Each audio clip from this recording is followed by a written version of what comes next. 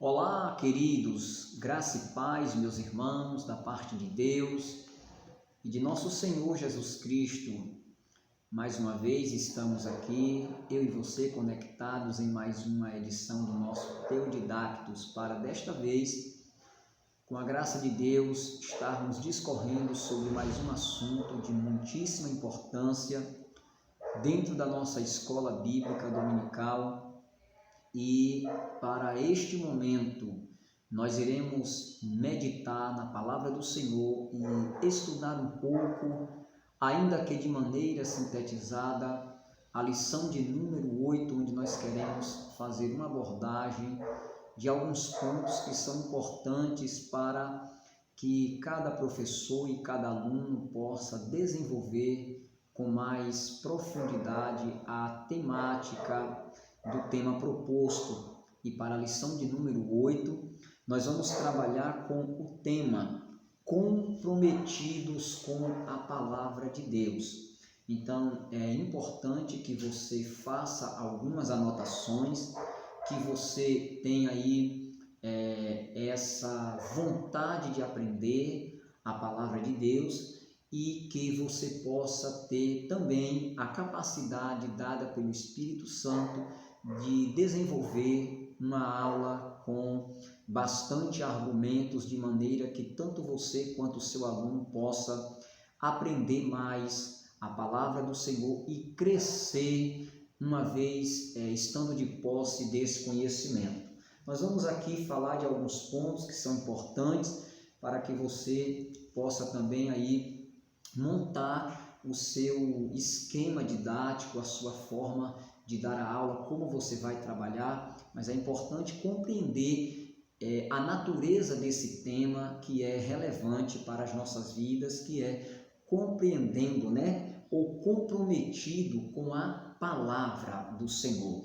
É importante que todo cristão, salvo na pessoa de Jesus Cristo, ele seja comprometido com a sua palavra, com as Escrituras, para que, com base nisso, ele possa estar ministrando com mais segurança, com mais exatidão a palavra de Deus. O nosso texto áureo trabalha com a seguinte ideia bíblica, que está em Lucas, capítulo de número 11, e o versículo 28. Bem-aventurados que ouvem a palavra de Deus e as guarda. É importante isso, ser bem-aventurado dentro desse quesito de ouvir, e não só de ouvir, mas de guardar. E a ideia de guardar aqui, ela faz uma menção específica também acerca do cumprir a palavra do Senhor. Não é apenas de você portar um conhecimento das Escrituras, mas de você compreender isso e externar isso na sua vida diária e prática na presença de Deus.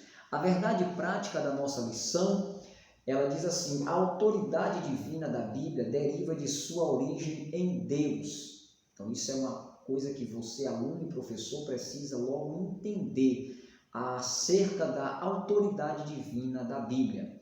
Ela procede de Deus, é a palavra de Deus, não contém, mas ela é a palavra de Deus, ok? E isso por si só encerra a suprema autoridade das Escrituras como plena e total garantia de sua infalibilidade. É importante que você creia na Bíblia, é importante que você tenha a Bíblia como seu manual de regra, sua regra de fé e prática, melhor dizendo, para que, com base nisso, você possa, então, estimular o seu aluno a compreender as Escrituras e também a ter a Bíblia como sua regra de fé e prática, ok? A nossa leitura bíblica em classe, ela está dividida em dois textos da Bíblia. O primeiro é 2 Timóteo, capítulo 2, dos versículos 14 a 19, e a segunda carta do apóstolo Pedro, o capítulo 1, do versículo 20 ao 21. E diz assim a palavra do Senhor, na segunda carta de Paulo a Timóteo: continue a lembrar essas coisas a todos, advertindo-os solenemente diante de Deus, para que não se envolvam em discussões acerca de palavras, palavras que não têm proveito e servem apenas para perverter os ouvintes. Procure apresentar-te a Deus aprovado como obreiro do que não tem de que se envergonhar, que maneje bem a palavra da verdade, ou que maneje corretamente a palavra da verdade. Evite as conversas inúteis e profanas, pois os que se dão a isso prosseguem cada vez mais para a impiedade. O ensino deles alastra como câncer, entre eles estão Himeneu e Fileto. Esses se desviaram da verdade, dizendo que a ressurreição já aconteceu, e assim alguns perverteram a fé. Entretanto, o firmamento de Deus fica firme, tendo este selo inabalável. O Senhor conhece quem lhe pertence, e afaste-se da iniquidade todo aquele que confessa o nome do Senhor. Ok? A segunda epístola de Pedro, carta, melhor dizendo, no capítulo 2, dos versículos 20 a 21, diz assim: antes de tudo sabei que nenhuma profecia da Escritura provém de interpretação pessoal ou de particular interpretação, porquanto jamais a profecia teve origem na vontade humana, mas homens sábios falaram da parte de Deus, orientados pelo Espírito Santo. Já deu para você perceber que, com base nesses dois textos e em muitos outros textos que as Escrituras trazem para nós, é importante compreender a autoridade da Bíblia, a autoridade que ela tem, porque, primeiro, ela é a palavra de Deus. Ela se torna a nossa regra de fé e prática, é ela quem deve nortear toda a nossa vida, todo o nosso pensamento, todas as nossas ações, tudo que nós formos fazer. Precisamos entender que é a Bíblia, a palavra de Deus, quem tem essas normas que nós devemos segui-la. E uma vez não seguindo as diretrizes bíblicas, a consequência desse não cumprimento da palavra pode se tornar em algo completamente danoso para a nossa vida em todos os aspectos. Aí você já compreende o potencial, a capacidade, a autoridade que a palavra de Deus ela tem sobre nós. Nós vamos compreendendo dentro dessa proposta os objetivos também, da nossa lição. O objetivo geral da nossa lição, ele diz assim, que é importante demonstrar o nosso compromisso com a palavra de Deus. Eu já inicio esta pré-aula lhe fazendo a seguinte pergunta: você é comprometido com a palavra ou você está apenas envolvido? Aí você me pergunta, qual é a diferença? É que a diferença entre estar envolvido e estar comprometido pode ser sim um divisor de águas na minha vida e na vida de todas as pessoas que professam a fé em Cristo. Estar comprometido é muito mais do que pregar. Estar comprometido é muito mais do que ensinar. Estar comprometido é muito mais do que simplesmente abrir a boca e fazer citação de um texto da Bíblia. É deixar que a palavra de Deus ela viva em nós. É deixar que ela produza em nós o efeito necessário. É deixar que o poder das Escrituras transmita para nós a vida que Deus tem. Isso é estar comprometido com a palavra. Os nossos objetivos específicos são em número de 3. Eu quero citar aqui algo importante. Primeiro, afirmar a autoridade da Bíblia. Então, nós vamos trabalhar nesse primeiro momento com essa afirmação da autoridade da Bíblia sobre nós. E isso é importante porque o apóstolo Pedro, se não me falha a memória, ele chega a dizer que se alguém falar, fale segundo a palavra de Deus. Se alguém administre segundo o poder de Deus, que advém sobre nós por intermédio da sua palavra. Então, afirmar a autoridade da Bíblia deve ser a missão de cada cristão, de todos aqueles que professam a fé em Cristo Jesus. Nós vivemos dias onde muitos movimentos e pessoas tentam dizer que a Bíblia é mais um mero livro, que a Bíblia já é um livro ultrapassado e que ela precisa ser ressignificada ou, por que não dizer, atualizada. Existem alguns teólogos que, infelizmente, por terem caídos da graça, estão aí apregoando essas heresias infames. Porém, nós cremos que a Bíblia é um livro que jamais necessitará de ser ressignificado, atualizado, porque ela não tem autores, embora nós temos muitos escritores. A Bíblia, o seu único autor chama-se o Espírito Santo. É por isso que ela é um livro atual em todos os períodos ou épocas da humanidade. Em um momento de interação, nós temos aqui uma informação importante, queridos alunos e professores da nossa escola dominical. O compromisso com a palavra de Deus é uma das nossas maiores preocupações como movimento, né? Uma das nossas maiores preocupações como movimento. Para nós, a Bíblia é inspirada e inerrante, ok? Em toda a sua dimensão, e por isso ela é a única regra de fé e prática para toda a vida. Cremos que toda experiência genuína não pode contrariar a palavra. A Bíblia é a referência para valorizar e também para validar toda experiência pessoal e coletiva. Ela é a bússola que norteia a nossa vida ou a nossa jornada espiritual. Nós vivemos num contexto cristão, queridos, onde há algumas pessoas, principalmente dentro do movimento pentecostal, do qual eu faço parte, do qual eu creio e do qual eu amo, porque entendo ser um movimento do Espírito Santo, tem estado, lamentavelmente, desatualizado com essa ideia. Então, eles querem validar suas experiências, eles querem validar suas crenças, dentro de pressupostos que não tem nada a ver com a palavra de Deus. E nós precisamos compreender que a regra de fé do povo de Deus em todos os tempos foi a Bíblia. É por isso que Paulo, ele escrevendo em uma das suas cartas a Timóteo, ele diz que toda a escritura divinamente inspirada, ela é proveitosa.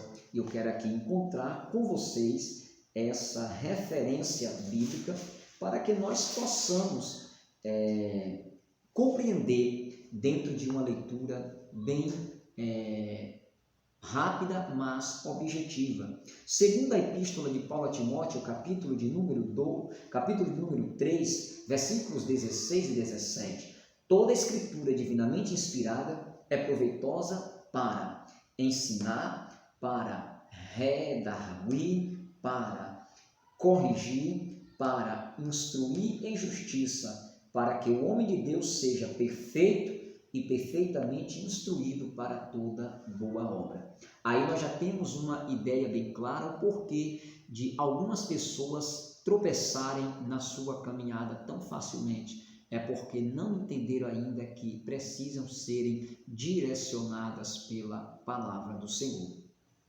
Então ela é a nossa bússola que norteia toda a nossa jornada espiritual. É importante compreender, você que faz parte do movimento pentecostal, compreender que as experiências que você e eu adquirimos na caminhada, principalmente da manifestação do poder de Deus e dos dons espirituais, elas não podem jamais estarem acima da Bíblia. Elas precisam estarem abaixo da autoridade das Escrituras. Isso você precisa frisar muito para o seu aluno na classe onde você vai ensinar. Nunca permita que nenhuma experiência esteja acima da autoridade das Escrituras, porque conforme Paulo ele escreve na primeira carta a Coríntios, capítulo 3, onde ele faz uma exposição sobre a questão do maior dom, que é o amor, ele disse que os dons, principalmente os dons espirituais, um dia eles irão cessar, mas é importante compreender que a autoridade das Escrituras, como disse Jesus, ela permanece para todo sempre, ok? Vamos entrar já na nossa introdução para nós começarmos também a expor já os pontos da nossa lição. A introdução diz: nós somos apegados à palavra e buscamos a orientação do Espírito Santo para nos ajudar na interpretação das Escrituras. Então este ponto ele é fundamental. Você precisa e eu preciso ser apegado à palavra, porque com base numa busca e orientação do Espírito Santo é que nós adquirimos a interpretação das Escrituras. Não basta simplesmente também você ler a Bíblia, não basta você simplesmente estudar as Escrituras dentro da sua forma didática de estudar. É preciso também compreender que há uma dependência constante e plena do Espírito Santo, porque ele, como autor das Escrituras, é ele quem nos ajuda a compreender aquele texto que, humanamente falando, nós não temos a capacidade de entender. A maneira como nós observamos, aí nós vamos aqui, vamos estudar a relação dos pentecostais clássicos, é outra questão importante também, nós vamos estudar essa relação para nós compreendermos de maneira clara e a maneira como nós observamos as regras gramaticais e o contexto histórico e literário para compreender melhor o texto sagrado. Isso é importante, está envolvido muito na questão de uma hermenêutica sadia e de uma exegese também sadia e precisa. Isso vai te ajudar a compreender melhor o texto e a aplicar esse texto de maneira clara e precisa, ok? Não devemos, eu coloquei aqui uma observação, não devemos ver a palavra de Deus como um buffet, ou seja, escolhendo os pedaços que gostamos e deixando o resto, mas como um banquete devemos estar comprometidos. A Bíblia Sagrada, do capítulo 1 do Gênesis ao capítulo 22 do Apocalipse, ela totalmente é a plena palavra de Deus. Nós sabemos que toda a Bíblia é a bênção de Deus para nós, no sentido de nos orientar e de nos corrigir. A gente não pode vivermos selecionando o texto como aquela espécie de caixinhas de promessas onde só de fato existiam aquilo que faz bem para o cristão, mas que as advertências dificilmente existem naquele tipo de caixa. Mas a Bíblia ela é esse livro que contém advertências, bênçãos, promessas e ameaças também de Deus, visando o fim proveitoso de toda a humanidade. O nosso primeiro objetivo específico, como nós já falamos, que tem o sentido de afirmar a autoridade da Bíblia, nós logo já adentramos nele entendendo a herança que os nossos reformadores, a exemplo de Martinho Lutero, a exemplo de João Calvino, a exemplo de Zwinglio e outros reformadores deixaram para nós. Esses reformadores que vieram lá pelos séculos 16 e eles trouxeram dentro do processo da Reforma Protestante algo que é específico e especial para nós, a chamada 5 solas da Reforma Protestante. E embora o escritor dessa lição ele só faz a abordagem inerente ao tema tratado, que é a frase latina chamada sola scriptura. Essa palavra sola scriptura ela é uma palavra latina, como eu já disse, onde ela tem o sentido de somente as Escrituras.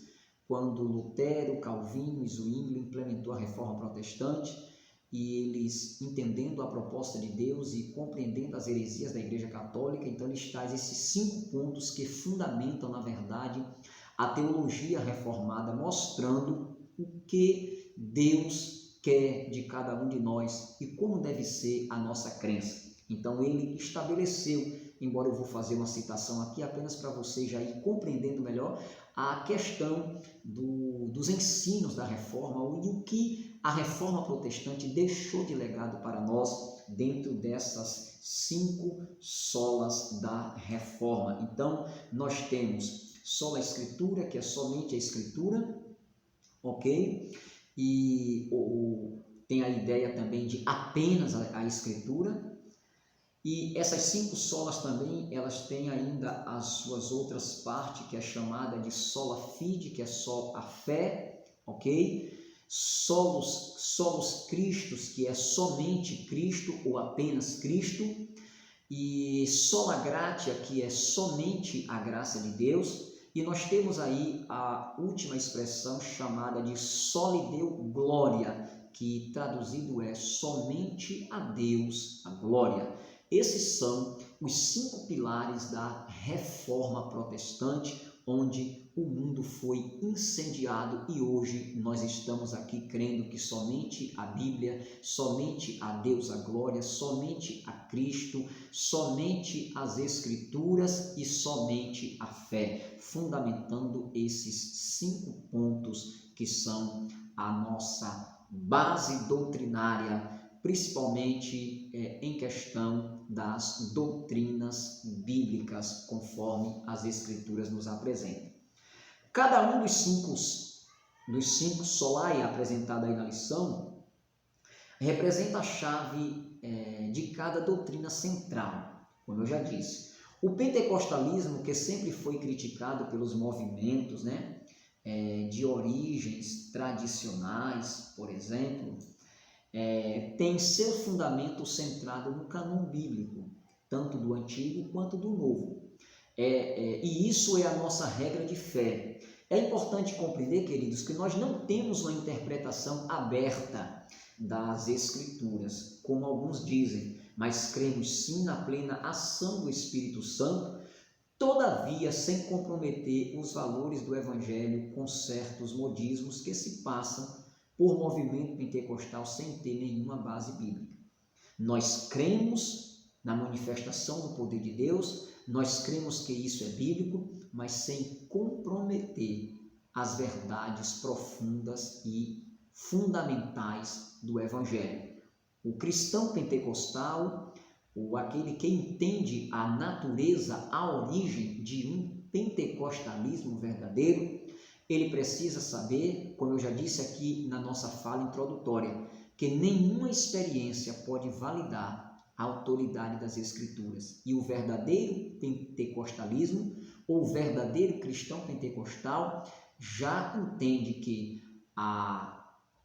o movimento pentecostal ele tem fundamentos na Bíblia Sagrada, em uma vida de oração, de santificação e uma vida de serviço a Deus. Não é um movimento gerado de qualquer maneira, é um movimento que tem essas características e é por isso que ele está aí de pé, mesmo depois de 2000 anos, muitos não crendo, mas Deus, pelo seu Espírito, continua a fazer grandes coisas na vida dos seus, ok? Então, outra coisa também que o movimento pentecostal ele não é deísta, ou seja, cremos que Deus está presente e que se relaciona com suas criaturas. Nós não cremos numa ideia filosófica de que Deus, mesmo existindo, mas ele não está nem aí para as suas criaturas. Deus está conosco, pois nós herdamos do próprio Cristo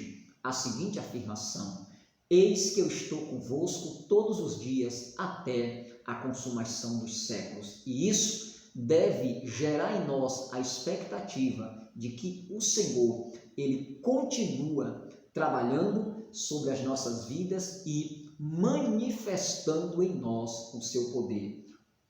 Todavia, consideramos que esses modismos que existem dentro do movimento pentecostal e que nasceram paralelos ao movimento pentecostal, eles não têm nenhuma harmonia com a verdadeira doutrina pentecostal. Isso é importante e eu já chamo, professor, sua atenção e que você tenha a coragem, a habilidade com a palavra e a autoridade das Escrituras para informar isso, embora sabendo que haverá algumas possíveis retaliações, oposições, mas você precisa estar, exatamente como diz o tema, comprometido com a palavra. E estar comprometido com a Bíblia é falar a sua verdade sem tirar ou acrescentar nada mais, ok?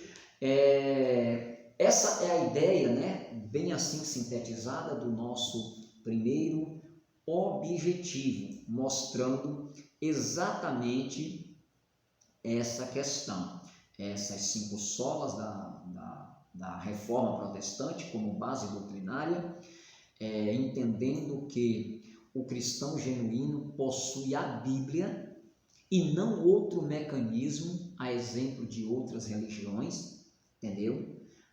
Nós portamos apenas a Bíblia, é ela quem norteia. A igreja também não está acima da Bíblia, a Bíblia está acima da igreja, a Bíblia está acima dos dons, tanto espirituais quanto ministeriais. A Bíblia está acima de toda e qualquer fonte literária ou que se possa dizer doutrinária dentro do aspecto da religião. Isso deve ficar muito bem claro em sua aula, querido professor. Vamos partir para o nosso segundo objetivo específico, onde nós entendemos algo também importante, o zelo pela boa doutrina. Uma vez que a Bíblia ela é tua regra de fé e prática, uma vez que você tem, dentro dos conceitos da reforma, uma visão bíblica e bem cristológica acerca dos propósitos de Deus, então agora você vai compreender que é preciso ter zelo pelas Escrituras. É o que eu li para vocês aqui no nosso texto áudio. Bem-aventurados que ouvem a palavra e os que guardam. Paulo, ele já vem dizendo que toda Escritura divinamente inspirada é proveitosa para ensinar, para redarguir, para corrigir, para instruir em justiça. Logo, o segundo objetivo trata deste zelo pela doutrina, e nós vamos já dar a vocês uma ideia, um conceito de doutrina e também de apologética, conforme a lição traz para nós, porque são duas partes importantíssimas que todo aluno e que todos os docentes da escola dominical precisa compreender, ok? Então vamos lá. O zelo pela doutrina tem fortes ligações com a apologética, mas afinal, o que é doutrina e o que é apologética? Essa pode ser a pergunta que possivelmente um aluno seu lhe faça neste domingo. O que é, professor, doutrina e o que é apologética?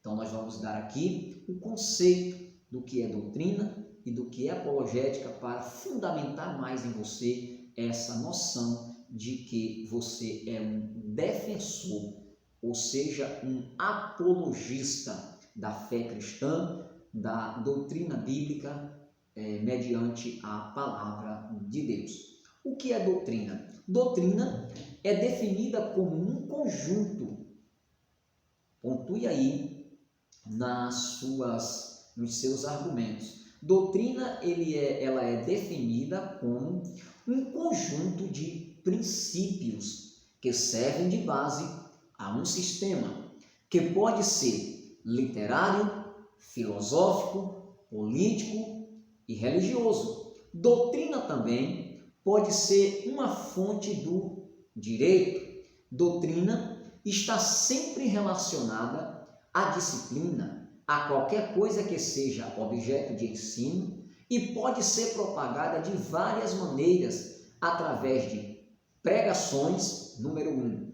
Número 2, opinião de pessoas conhecidas. Número 3, ensinamentos. Número 4, textos e por aí se vai. Então, doutrina é exatamente esse conjunto de princípios. Então, porque a Bíblia Sagrada ela tem essa ideia de doutrina? Porque também ela é um conjunto de princípios. Se você pegar, por exemplo, o Código de Hammurabi, que é um dos códigos de ética antigo, ele tem lá normas, diretrizes que estabelecem uma relação social, espiritual, de bem-estar também das pessoas. Se você pega a Torá, os 5 primeiros livros da Bíblia, especificamente o livro de Deuteronômio, você vai ter lá os códigos de ética também, Em Deuteronômio, por exemplo, nós temos o código de santidade.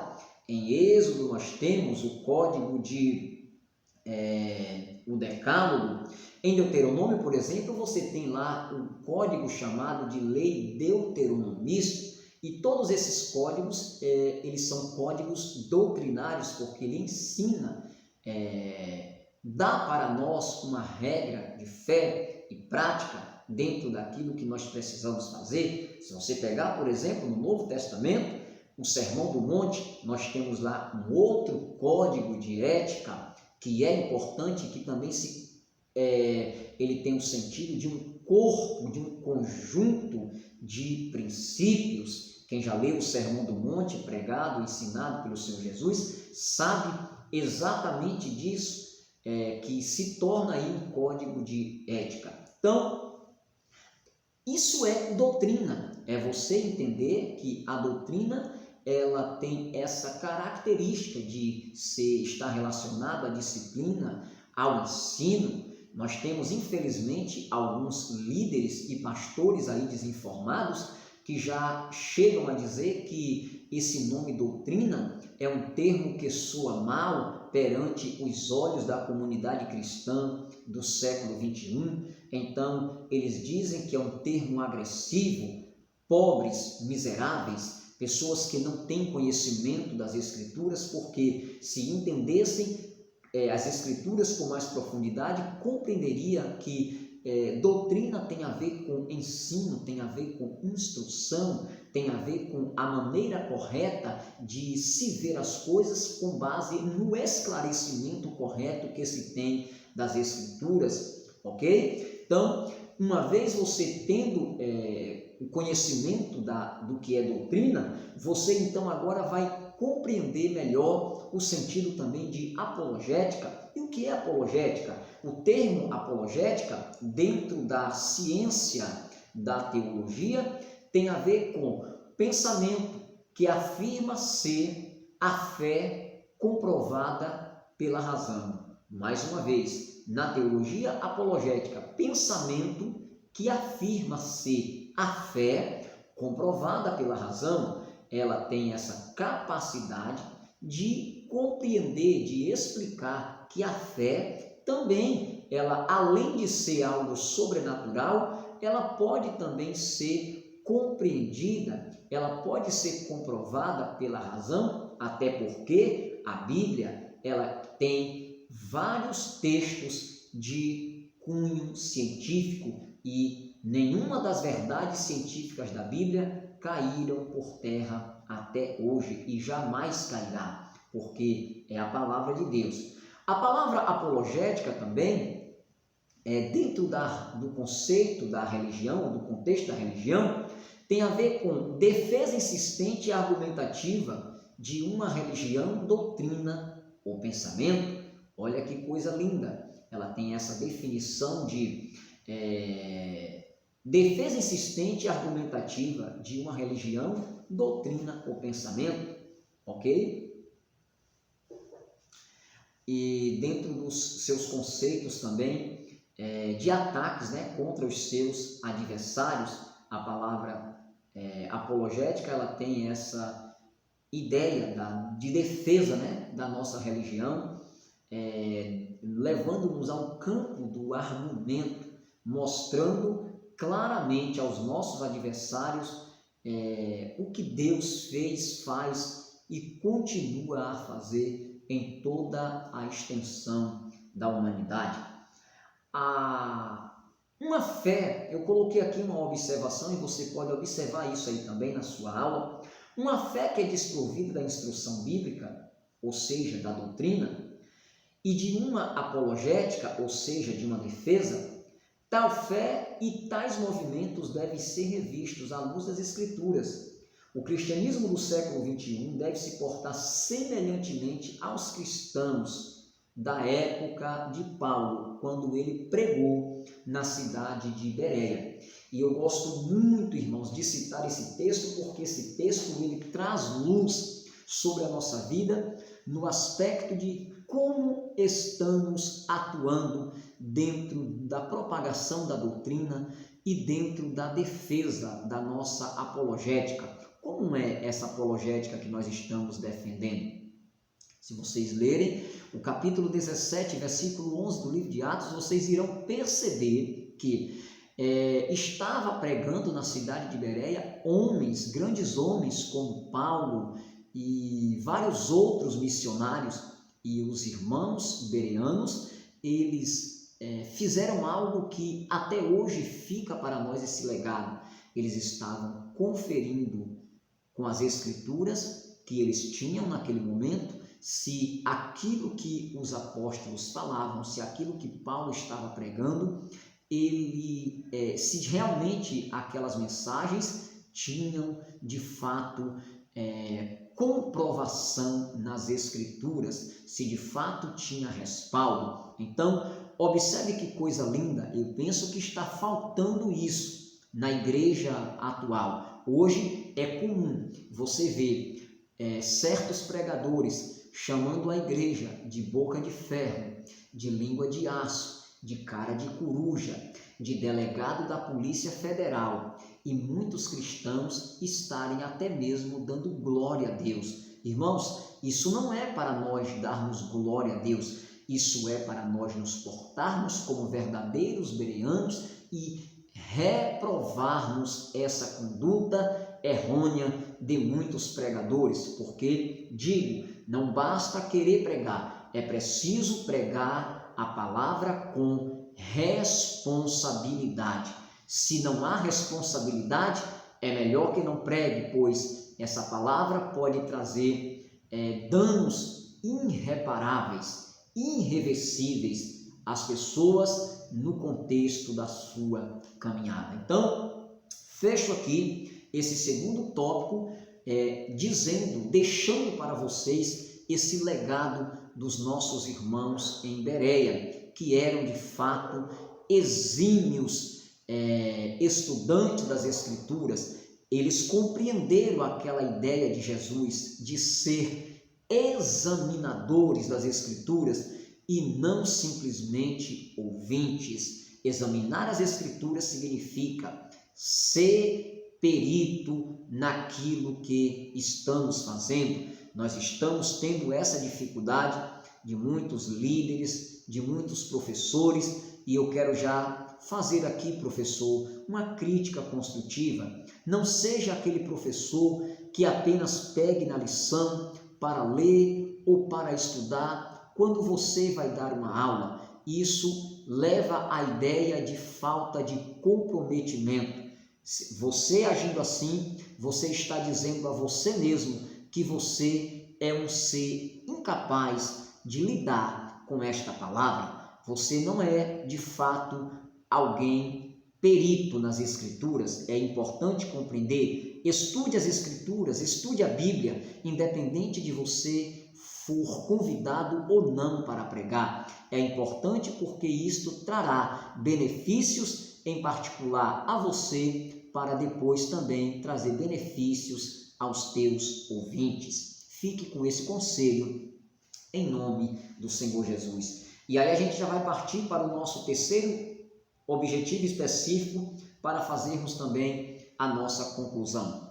O nosso cuidado, com a doutrina, e o terceiro objetivo, ele pontua também a seguinte informação: os cuidados quanto aos modismos.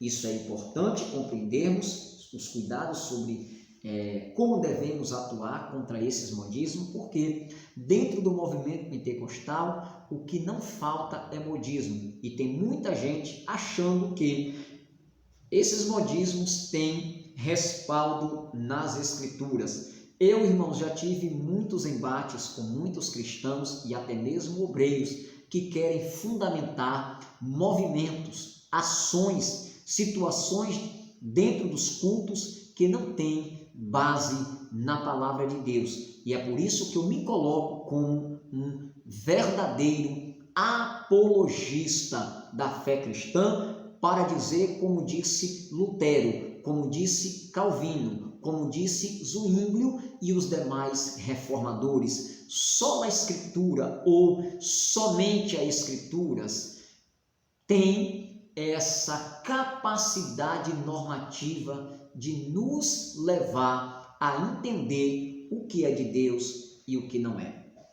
Ok? O nosso cuidado com a doutrina deve ir além do combate aos modismos e servir para defender a nossa fé das seitas e heresias. Ou seja, o nosso cuidado com a doutrina deve ir além dos modismos e deve também servir para defender a nossa fé das seitas e heresias.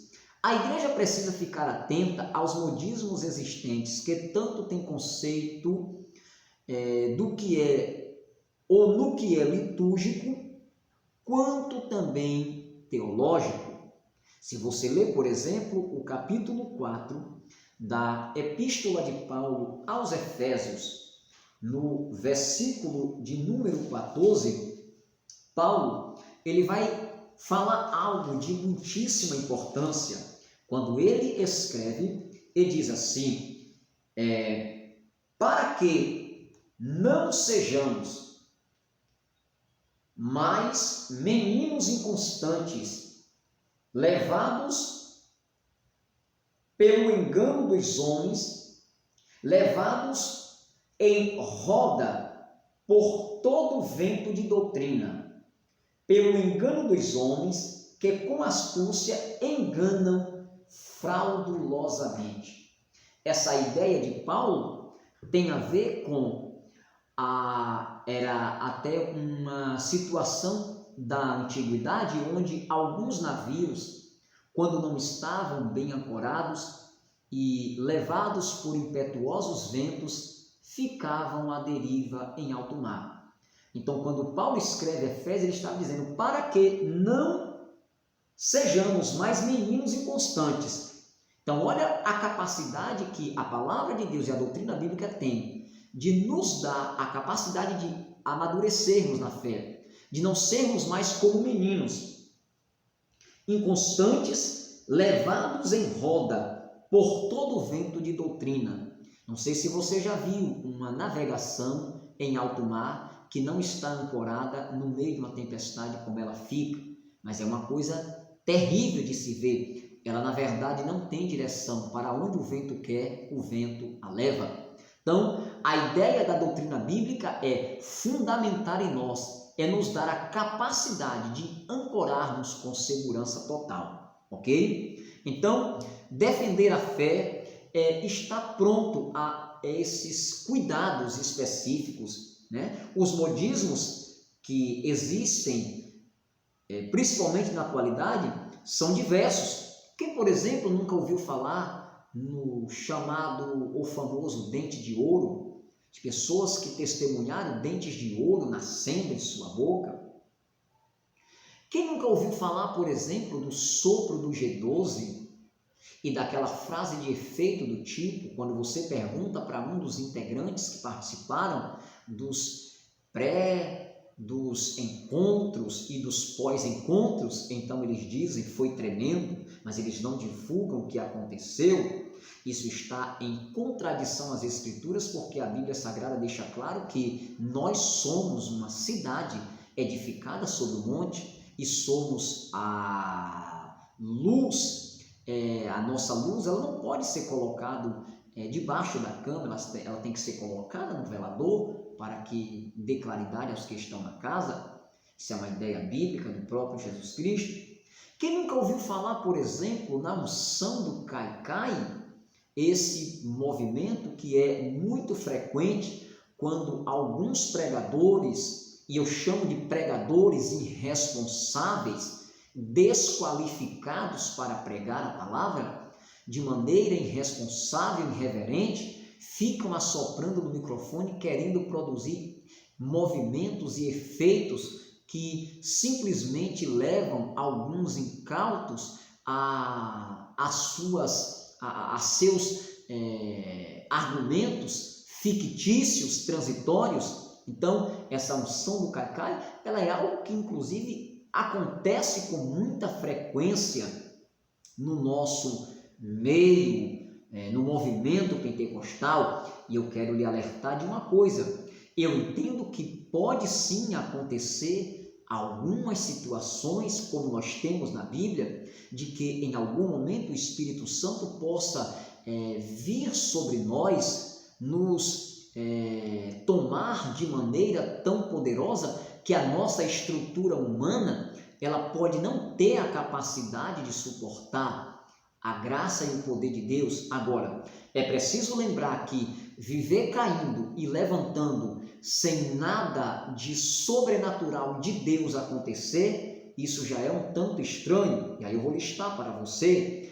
Ezequiel, por exemplo, caiu às margens do rio Quebar, quando ele teve aquela grande revelação de Deus no capítulo 1, mas quando ele se levanta para trazer uma mensagem profética de restauração aos cativos. Daniel, por exemplo, ele também caiu, ele ficou com sua estrutura humana comprometida diante da grandiosidade da revelação, mas quando ele se levanta também como um profeta escatológico.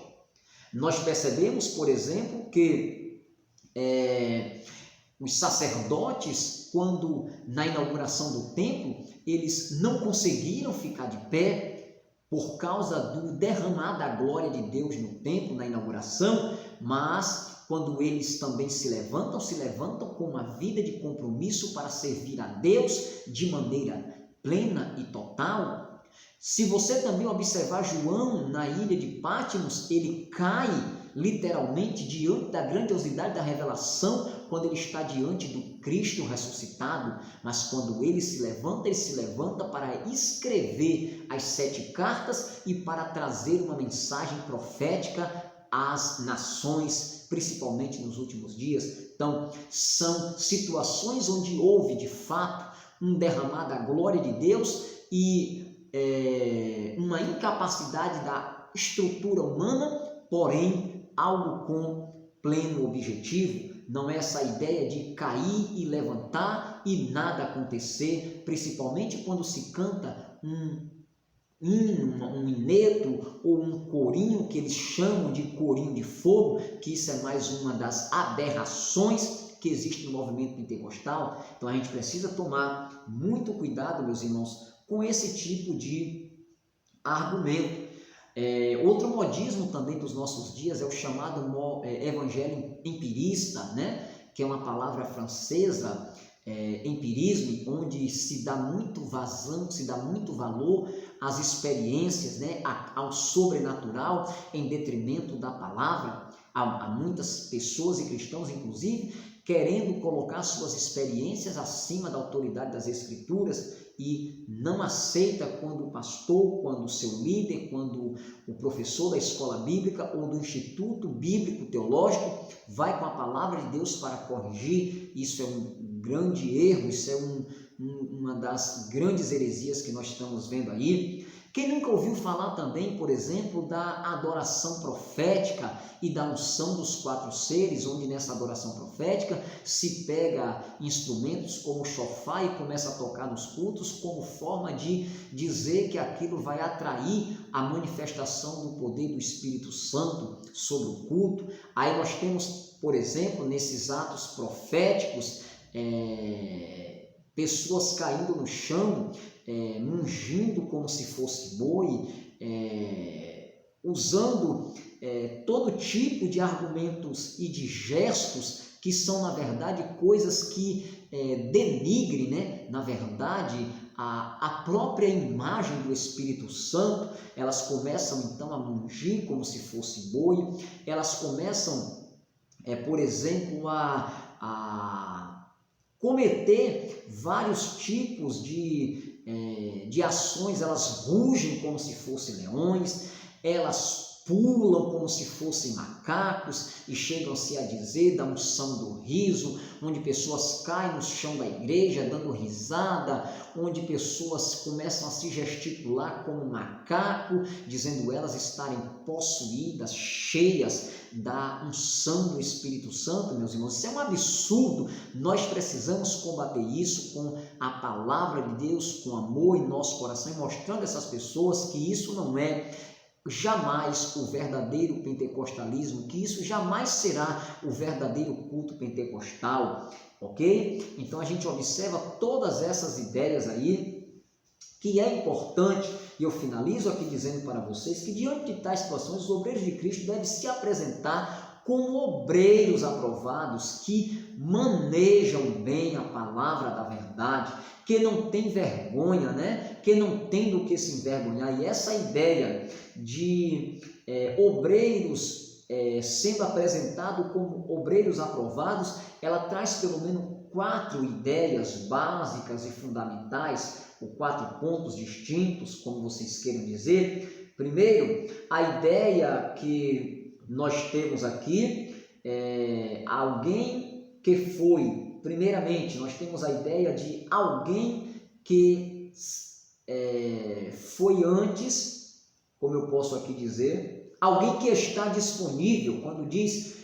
procura apresentar-te a Deus aprovado, se fala de alguém que está disponível a estar aprovado, de alguém que se coloca na posição, ou como diz o texto bíblico, que se coloca na brecha, naquilo que Deus quer, na vontade de Deus. Então é preciso estar disponível. A segunda ideia é também de alguém que está, que foi antes também testado, ok? Isso é fundamental, alguém que foi testado. A terceira ideia é a de alguém que foi indicado pelo Espírito Santo, e essa indicação tem a ver com escolha, com levantar do Espírito Santo. E a quarta ideia também tem a ver com o conceito de esse obreiro aprovado ser reconhecido pela igreja. Então eu vou mais uma vez sintetizar.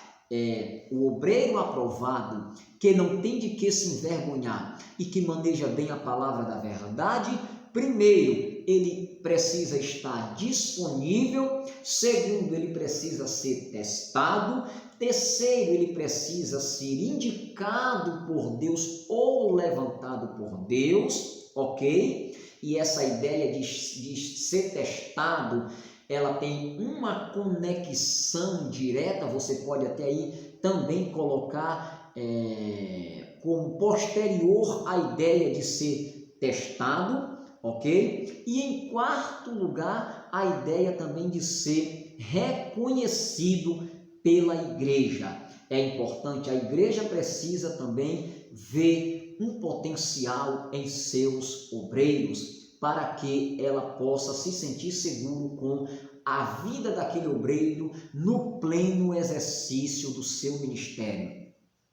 O obreiro aprovado sabe como manejar bem a sua espada, ok? Para cortar de maneira reta. É preciso que os obreiros da seara do Senhor Jesus aprendam a interpretar o texto e depois aplicar o mesmo, fundamentando uma exegese precisa. E eu concluo para vocês esta pré-aula dizendo o seguinte: o compromisso da igreja é com a palavra de Deus. Diante disso, fica claro que nenhuma literatura exerce autoridade sobre a nossa vida. Querido aluno, querido professor, esperamos em Deus ter compartilhado aqui com você uma pequena porção da palavra de Deus, de alguns argumentos que você possa estar utilizando para